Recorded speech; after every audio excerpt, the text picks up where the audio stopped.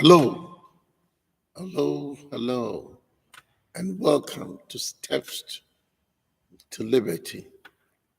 Today, I want us to consider a very important topic, which has been a bone of contention in Christendom. Simply put, generational battle. People believe that when they become Christians, they are saved by the precious blood of Jesus Christ. Not only that, but through his death and resurrection, they've received authority as children of God.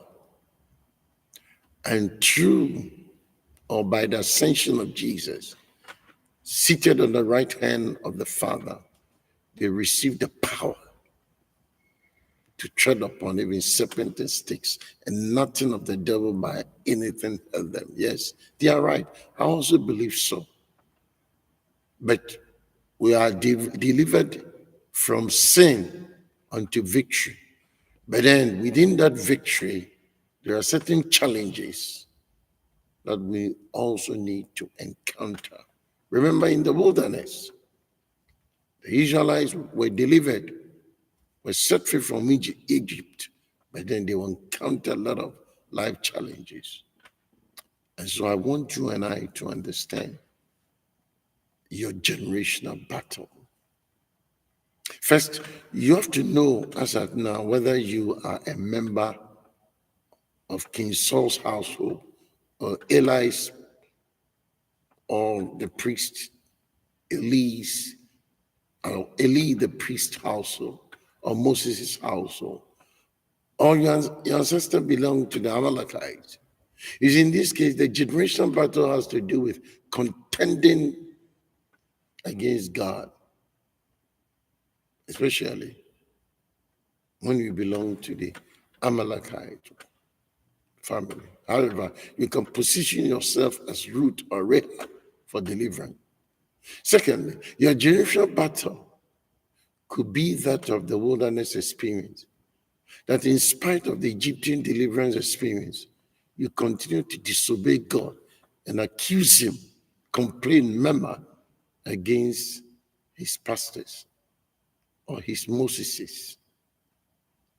Beloved, live in the desert of sin, where God's miraculous provision of manna had commenced, as chapter 16 tells us of Acts.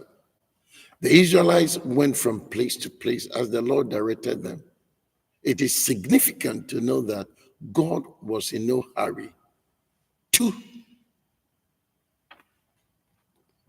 bring the Israelites into the land of Canaan, while Israel's later wilderness wanderings were the result of their sin at Kadesh Barnea, especially when you read Numbers chapter 13 and then Numbers chapter 14. It's clear the wanderings here are designed to serve as Israel's boot camp experiences. The event of Exodus chapter 17 occurred while Israel is camped at Rephidim, where there was no water for the Israelites or their cattle. It is important to know that it was God who led Israel to Rephidim, where there was no water. The Israelites traveled, we are told, from place to place as the Lord commanded. Look at the phrase, as the Lord commanded. Why the cloud is not specifically referred to in that text. We have previously been told that God always led Israel by means of the pillar of cloud in daytime and of night at night. Exodus chapter 13, verse 21, 22. While the Israelites are without water, it is apparent that it is God's will for this to be their dilemma. Israel's response to the lack of water is no mere repetition of their previous actions. However, the Israelites should have learned to trust God to supply their needs based upon previous provision of water at Marah, as Exodus 15, 22 to 26 tells us, and quail and manna in the wilderness of Sin, as Exodus chapter 16 informs us. Beloved, Furthermore, the Israelites did far more than just grumble, as they had previously done. Before this, the Israelites had grumbled against Moses and Aaron. Immediately after they crossed the Red Sea, Exodus 15:24 says, and the people complained against Moses, saying, what shall we drink?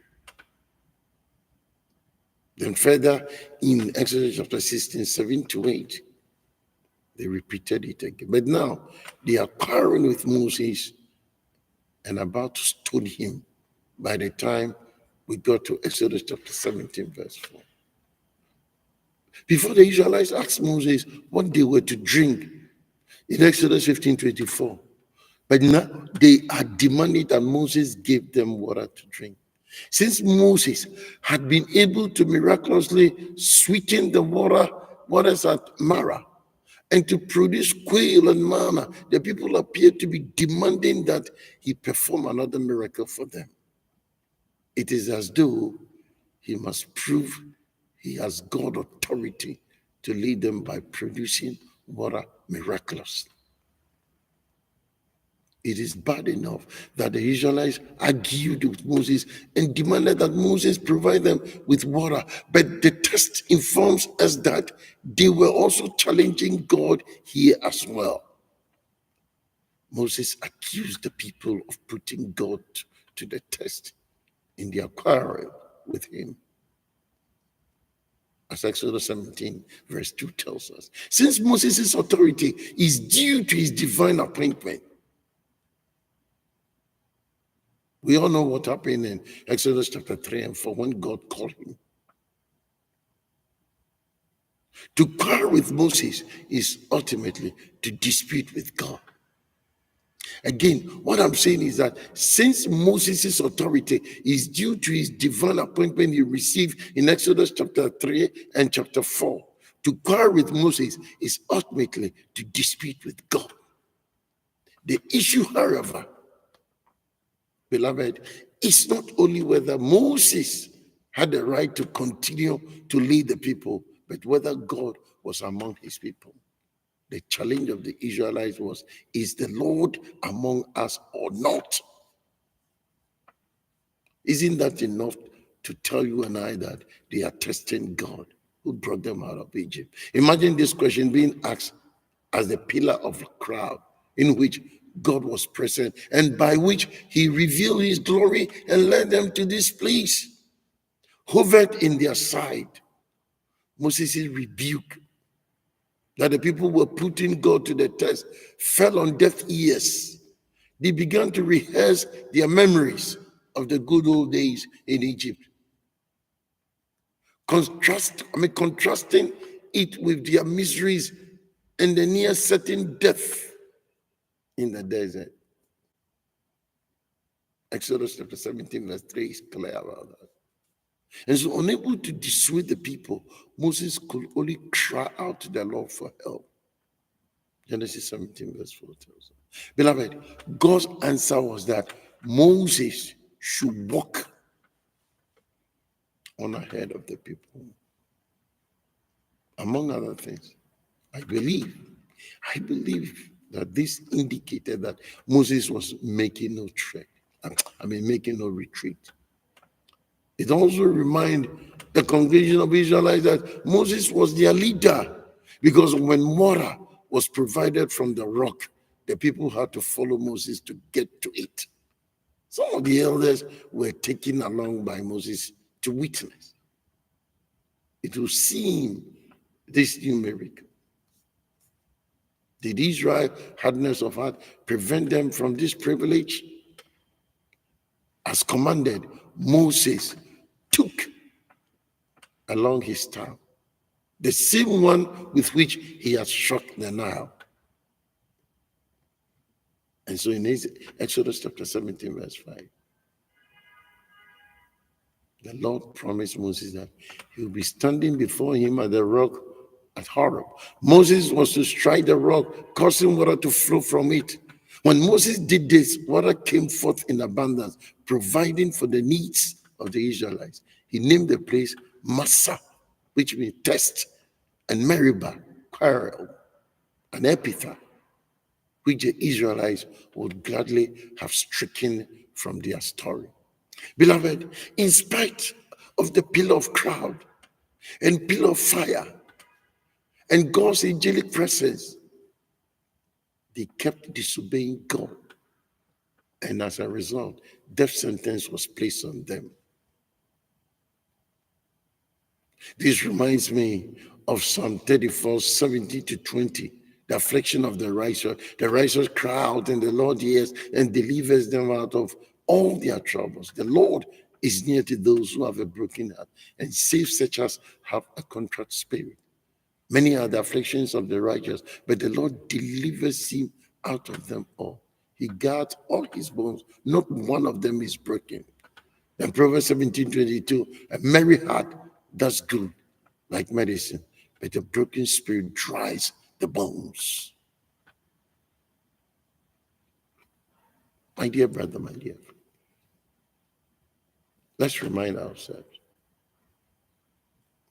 and I believe you will agree with me, that in the Bible, men and women got into problems and troubles, yet by God's direction, with humility as well as mentorship, they came out of it successful. There's nothing like problem-free life. God will always leave a challenge for you to solve. You have to be careful of the problems that comes into your life, because problems can build your life or destroy you. Problems could be a springboard to know experientially the God you are serving. Problems can breed growth, and your attitude should be positive to welcome challenges, because your actions and attitudes reveal your mental set. There is power in attitude. Attitude is more important than money. Your attitude determines your future and success in life. It is what comes out of you when pressed down matters. Let's remind ourselves of the example of Shadrach, Meshach, and Abednego being sent to the burning bush, the fiery furnace. They have every cause to complain, but they didn't. They had a positive attitude, so they didn't bow. In a sense, a positive attitude will motivate you and others for growth, for courage, and see good in every situation. Remember Paul and Silas too. When in prison, they exhibited that courage and they saw good in that situation. May God richly bless you. And may he give you the courage in every situation you find yourself, knowing that your future is brighter and brighter and brighter than your present. Thank you for listening.